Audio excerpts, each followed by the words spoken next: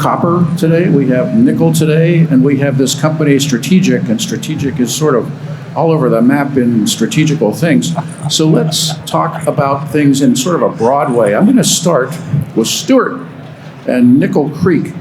Stuart, tell us about nickel, and tell us a little bit about Nickel Creek, please. Thank you, Brian. So nickel is definitely on everybody's radar of late. I mean, lithium was the wonder child for the last year and a bit, and that's really based on the concept of the battery market. What people don't always realize is that actually nickel is one of the main components in a lithium battery, and so it's starting to kind of lie down with everybody that the nickel needs for our EV revolution, if you will, aren't going to be met with what nickel's being produced today, and with the projects, even the projects that we have kind of lined up over the next 5 years, is still not enough nickel, and that's really just to meet moderate estimates for EV expansion. So nickel's really at the cusp of a 10, 20-year evolution. And for us at Nickel Creek, we're trying to parallel that. We're working on our PFS. We did our work last summer on geotech, hydrological work, as well as some of our resource work. And so that really has been our focus, is to get a PFS out and really drive Nickel Creek to be one of the projects that is developed in order to meet the EV market. Okay, just in terms of geography, your project is not too far off of the, I'm not sure what, the Alaska Highway. Yeah. So you're served easily by an international standard. Yeah, for those that aren't aware of what Nickel Creek, the deposit itself is on an existing all-season road, 14 kilometers off of the Alaska Highway, which will deliver to Skagway at this point for concentrate deliveries to the market. So for us, infrastructure is excellent, and you've been hearing all day about how good the Yukon is in terms of overall support, both from the First Nation support as well as the support of the government. And it really is one of the top mining areas in the world. And we're really excited to be bringing this project forward. Okay, thank you. Mr. Johnson of Granite Creek Copper, you have quite a copper play going on in the middle of incredible copper country. And you've got some fairly new news, as in, just not too old at all. Tell the audience and the viewers out there what's going on with Granite Creek Copper. Yeah, thank you, Byron. So as I'm sure some of you are aware, because I'm sure some of you received our email update about 10 days ago, we released a preliminary economic assessment, PA, on our Carmax Copper project located in the Minto Copper Belt, Central Yukon. We're really pleased with the PA, $324 million MPV with a 36% internal rate of return before tax. And as we were completing the PEA and in the last stages of it, we actually, for a moment, just a moment, mind you, we contemplating delaying it because we realized that there was a huge value that could be added to the project with a modest recovery in the metallurgical work. So, like I said, we contemplated it. We looked at the numbers that we were going to publish. We were really happy with the numbers that were published. We were even going to be more happy once we complete that metallurgical work and we add significant value to the project. So we see the possibility for a 50% increase in the net present value pre-tax with a modest increase by 20% increase in recovery.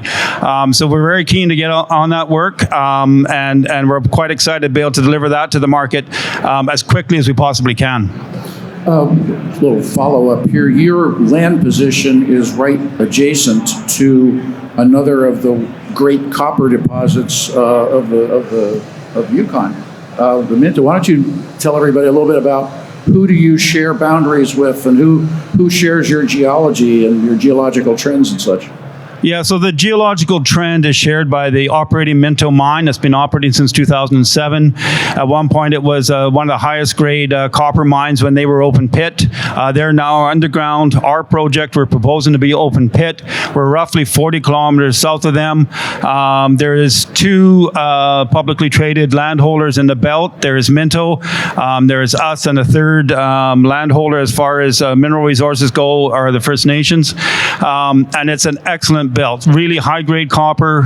We see grades, 1 to 3, 4% in places at the end of drill bit, and we're really pleased to be developing those resources. Our PEA contemplates open pit mining with a very low cost mine per ton of rock. We're sitting at around $3.17 per ton mined. That's not milled, that's just mined. Minto is currently about $40 a ton. So there's some interesting synergies in there. We think somebody's going to recognize the potential of the Minto Copper Belt for further consolidation and acquisition eventually. We're not sure who that party's going to be yet, but we're trying to bring the attention to the district because we think there's a really compelling district play there. Thank you. Doug Eaton, you just presented, a few minutes before we came up here, but so we're going to have to do it all over again. But we have some new people, and of course we have people watching on video. Strategic metals, Doug. You have been around for a long time in the Great North. I mean that in all due respect and deference. You put together quite a play. Tell people what's going on with strategic. What have you got? Well, okay. First of all, 50 years, Byron, plus. I didn't say that. Yeah, I know. I thought I'd throw it out there. Basically, the copper story is important in Yukon. We were involved in the original discovery at Casino and the reactivation of that project, so we've got a long history in that belt of rocks. And we've been able to put together, I think, a pretty impressive portfolio of porphyry, copper, gold, in some cases moly as well, targets. Some of them have had drilling and confirmed that the targets are there. Others are large geochemical anomalies.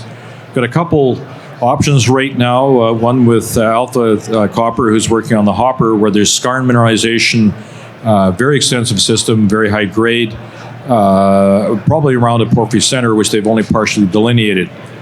We just signed a deal on our Lotta property, which is 40 kilometers south of Casino. An enormous soil geochem anomaly, a lot of the same features geophysically and geochemically as Casino, same geology.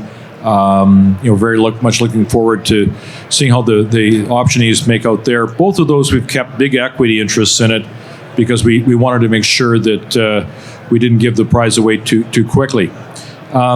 On the other critical metals, though, and I guess I should say we still got more than 12 other projects where copper is a main focus.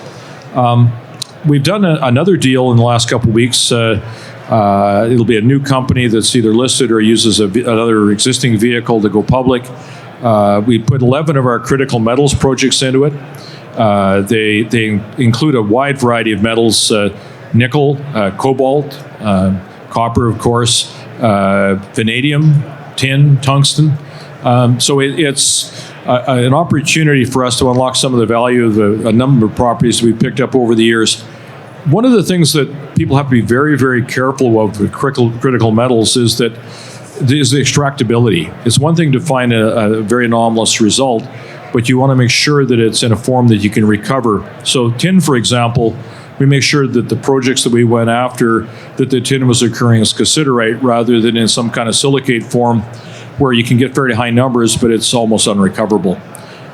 We also got some other interesting situations. We got a royalty interest in a pegmatite, spodumene-bearing pegmatite, which I think is pretty neat. It's one of the very few in this part of North America. So we've been playing the game for a long time.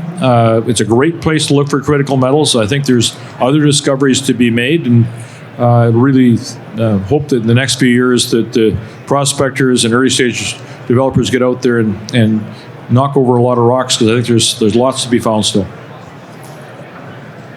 Very good, thank you. Let's go back to Tim and Tim Johnson and Granite Creek. Talk a little bit more about the infrastructure. You mentioned that there's roads there, but are we out in the middle of moose pasture, or is it a developable site that could work with a lot of what's already there? You know, it's a very developable site. We're on the Free Gold Road, which is being developed by the Yukon government. So there's upgrades happening on that road. The Carmax bypass, you have to go through the Carmax bypass to get to our project. We're roughly 40 kilometers down that road from paved highway, and it's an all-weather road maintained by the Yukon government. And currently the project is within about 15 kilometers of hydroelectric grid power. There's some optionality on the route that grid power would come, so that might change as far as the total length of the power line, but it's very good infrastructure for the project. Again, road access project, so we don't have to fly in, and we're quite happy to drive right to center of the project and start drilling. Okay. Stuart, you mentioned a pre-feasibility study that y'all are working on. What are you putting together, and explain to people out there what is that? What is that PFS thing that you're talking about? Well, for us, it's,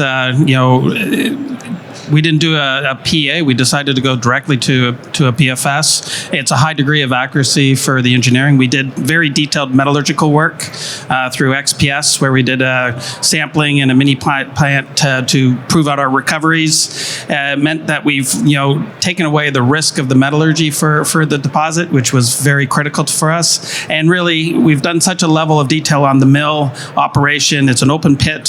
It's that we decided that it was right to take it to that level of engineering, which is really just one step short of feasibility, right? So the next step after this would be a feasibility study, and then really a build decision after that. So we're really kind of pushing ourselves to time the nickel world that we're in right now, and so that it's a viable project that can be brought in within that sort of 5 to 7 year time frame that you need in order to kind of get a project into a producing state. Let's expand on that a little bit. If I'm one of those really big miners, listed on the New York Stock Exchange with a multi-gazillion dollar market cap, I want to find things to mine, of course, but I want low risk. And so, you're de-risking it to where I would want to buy it if I'm the big guy? Absolutely, and that is the key of taking things along the development, is to de-risk it. You're taking the uncertainty. There's always, we still have upside on exploration potential for those that are interested in it, but the key for us right now is we have an existing resource that we want to de-risk, get it in front of the right people. There's not just the big miners, it's the OEMs, it's the battery manufacturers. Everybody is very interested in the supply chain, because when it's like everything, if there's not enough of a product, it becomes a race to secure that the access to the commodity. And that's really where we're seeing with the nickel, is you have Elon Musk buying nickel from all sorts of different sources because he's worried about sourcing it for the cars, and you're seeing that at every level of the supply chain, and that's really important to be able to provide them with a de-risk project that is investable. That's a really interesting point. I mean, as I understand it, Elon Musk has contracted with a company called, I believe it's Talon, Talon, to buy all of their nickel for Tesla. So that's right up what you're talking about there. Let's go back to Doug. Doug, I think one of the things people say about modern geology, and certainly in the Yukon. The Yukon's been doing mining for about 125 years. This is the 125th year of the Yukon gold rush. It's probably fair to say that the place has been prospected pretty well, in the sense that somebody walked up every stream bed and walked over every mountain ridge. Has it been properly explored? No. But before I answer that question in detail, Sure. could I expand on one thing that Stuart said a tiny bit? Yes, please. And so it used to be that people would go straight to feasibility, or would have a feasibility study before they go to the regulators. It's becoming more the norm now. Investors have to sort of change their thinking about the terminology. A well-done pre-feasibility is essentially the entry point for the regulating permitting system, because there's a lot of changes that will come out of that system. For example, you'll find out what kind of bonding you maybe have to put up, or what the tax structure would look like, or get more information about the power supply that might be available to when you go to production. So it's kind of reversed itself. Now you enter the permitting process with a pre-feasibility, de-risk it from that point of view. The investors get to see what kind of response you get from the permitting, from the regulators. And then you do a final feasibility just before you go into construction, when you know all the costs much more accurately and you're a little bit closer to the actual construction process. So it's something that has changed in the last few years very subtly. Back to Byron's question. No, it hasn't been well prospected, and there's a couple reasons for it. A few moments ago, I mentioned that during the 1990s and early 2000s, Yukon went through first a period of time when First Nation land claims were being negotiated and a settlement was finally reached. And then immediately following that, we went through devolution. And during that time period, the provincial government or the territorial government and the federal government had very little incentive to promote exploration. It was just going to cause more complications in the negotiating process. So it was almost like a lost generation for geologists. Nothing was done. There was all kinds of really advanced geophysical techniques, geochemical techniques, and drill techniques that were applied elsewhere in the world that weren't really utilized in Yukon to any great extent. So after devolution in 2005, that was part of why we had this phenomenal blossoming of mineral discoveries. Suddenly we were able to use pathfinder elements and all these different techniques that had evolved. So, and then the other thing that came out of that is because old timers would have a really tough time recognizing cobalt or some of the other metals that were out there, we began to look at multi-element results and realize there were other critical metals that were in the system. There was also some really important geomorphological observations made. For example, in the Dawson Range, Sean Ryan gets a lot of credit for it, but there were other people working on it simultaneously. It was they realized that a lot of the area in there that we were always told there's white volcanic ash, is 2,000 years old. Take your sample below that and it'll be okay. Well, we now realize that post-glacial, there was a long period of time when there's all kinds of alluvial material that was blown into that part of Yukon, and it was buried below that white volcanic ash, and most of the samples that were taken, especially in the mid-slopes and lower slopes, were actually material that was blown in from somewhere in the Kluane Ranges. So, people began to look a little bit deeper. They dig deeper holes, came up with different techniques to explore beneath that cover. Snowline. Snowline is one of the most exciting mineral discoveries in the whole world right now. Phenomenal deposit.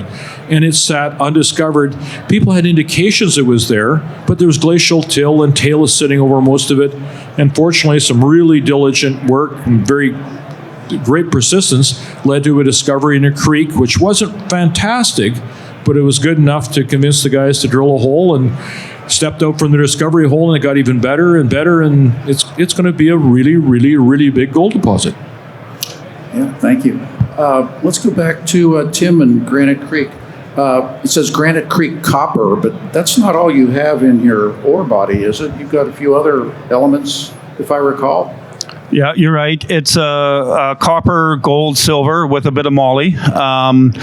The precious metals run around 30% of the value of the ore as proposed by the PEA. We didn't include moly in the PEA, although there is portions of the deposit. There are significant amounts, so that's another upside that we will look at down the road. We're contemplating producing a concentrate via a simplified flotation process. So the precious metals would report to the con, and then they would be recovered at the smelter level. Okay. Stuart, how about you? There's more to your nickel deposit than nickel, isn't there? Absolutely. We put the platinum on there just to kind of emphasize it, but nickel and copper, well, nickel's about 55% of the value. Copper's about 15% of the overall value, and then platinum and palladium and gold represent 25% of the value, and then there's some cobalt. So very similar to a lot of the ores, if you will, out of the Sudbury region in terms of the nickel sulfide ores or Norilsk. We have that kind of same mineralogy and kind of makeup, and really the total troy ounces of platinum and palladium, it's one of the bigger platinum palladium deposits outside of Africa and Russia. So, I mean, it really does pull in a lot of different elements into this. And so we'll see much more of that in your PFS when you publish that? Exactly, yeah. More detailed work on that, for sure. Okay, very, very good. Doug, a lot of companies get accused of being a single asset play. You know, they've got one property, one exploration area, maybe two, you know, but you're sort of like a mutual fund of the Yukon geography. Why don't you expand on that a little bit for the audience and for the viewers out there? Yeah, we just used the knowledge that we built up collectively in our team over the many years, and the huge databases that accompany that, to look for good opportunities. I've used the term before that we're omnivores. We're not fixated on any one commodity. We don't try to chase commodities. If it's a really good project and it's available for staking, we'll pick it up, and we're quite happy to sit on it for a number of years and slowly advance it toward drill readiness. It's worked well for us. I think that we're gradually morphing into a combination royalty company and investment company. We've got about $38 million worth of shares in other companies right now.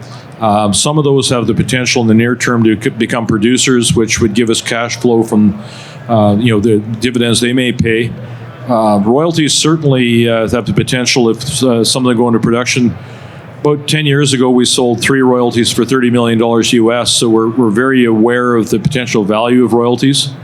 And I think we'll continue to transfer some of our active mineral assets into more passive investments and build a really strong. Again, it's not quite a royalty company. As I said, it's a little bit more complicated than that. It's with the large shareholdings. It's a little bit more like a holding company, but I've yet to find anybody who has come up with a really good definition of exactly what we're creating. It is sui generis in its own way. Doug, I want to stick with you for one more sort of comment. You have another project that you're working on that has to do with kind of reinventing the idea of concrete or cement, what have you, Terra CO2. For the people who weren't here earlier, and for the audience viewing, tell it, what is this Terra CO2 and where's it going to go, and how would somebody get into it? Okay, Terra CO2 is a company that was first formed by Strategic. They got the seed stock, and they financed some of the early work that we did. And it was born out of flying back and forth over top of Faro day after day while we explored a nearby property. And realized that two things. One, there was a lot of ore there, which led to a company called Broden Mining, which we're working to try and redevelop that belt. But it also led to the idea of how could you clean up those tailings? And so we started working first with the idea of neutralizing the sulfides and reacting them to create more stable minerals, notably siderite. And we got a patent for it, and it was a good process. But we realized it had limited applications. The market wasn't that big. Cost competitiveness with traditional tailings disposal wasn't that great. But one of the engineers working with us came up with a brilliant idea. He was looking at the rocky material in the tailings, because he realized that once we took the sulfide out, you were stuck with all this finely ground up rock. And he realized that there was a process that you could use to convert that material to cement. And other people in other parts of the world have done a little bit of work on it, and he really expanded on it. And we now have patents in that company for it. They moved the domicile to the United States, is now headquartered in Denver.